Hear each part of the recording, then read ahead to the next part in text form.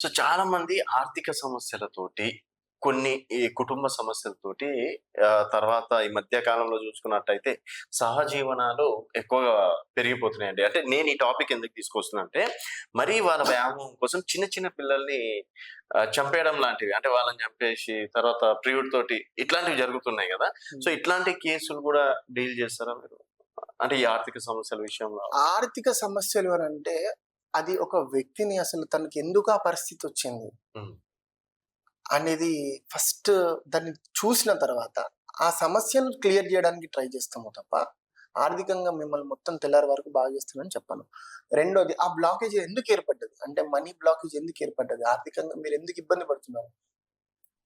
అది ఏదైతే ప్రాబ్లమ్ ఉందో దాన్ని రెక్టిఫికేషన్ చేయడానికి చేస్తాం. కానీ ఓవరాల్‌గా నేను అందరికి చెప్పాలనుకుంటున్న ఒక విషయం. ఈ కాన్ఫ్లెక్స్ పాటించండి. హ్మ్. At least for 41 days. ఆర్థికంగా. ఆర్థికంగా ఇబ్బంది పడుతున్న వాళ్ళకు ఓవరాల్‌గా ఒక కాన్ఫ్లెక్స్ ఇది 100% వర్క్ అవుతది. ఓకే. ట్రై చేసి చూడండి 41 డేస్. తామర పువ్వు అమ్మవారికి లక్ష్మీ మాతకు తామర పువ్వు పెట్టి అఖండ విష్ణు కార్యం హ్మ్. వ్యాసంధేన చరాచరం తత్ పదం దర్శితం యన్ తస్మై శ్రీ లక్ష్మ్యాయ నమః. నారాయణ నారాయణ నారాయణ. ఈ మంత్రాన్ని 41 రోజులు ప్రతిరోజు 108 సార్లు మనసులో జపం చేసుకొని ఒక తామర పువ్వు అమ్మవారికి సమర్పించండి. ఖచ్చితంగా దాంట్లో నుంచి విముక్తవుతారు. పక్కా.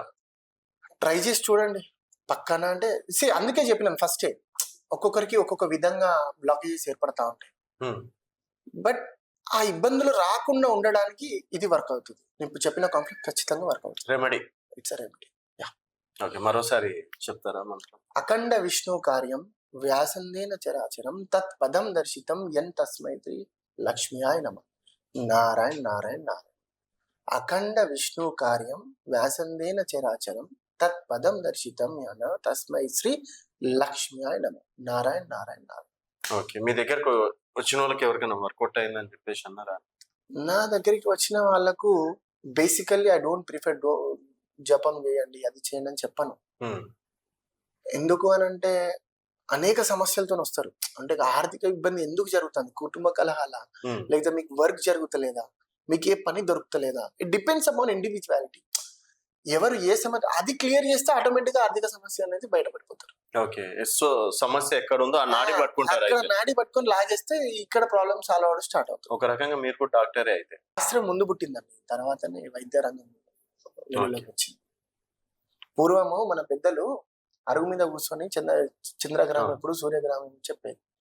మరప్పుడు మీ సోలార్ ఎక్లిప్స్, లూనార్ ఎక్లిప్స్ ఏం లేవు గదా! ఆ! విశ్లేషించి చేయడానికి శాస్త్రం ముందు పుట్టింది. తర్వాత వైద్య రంగం.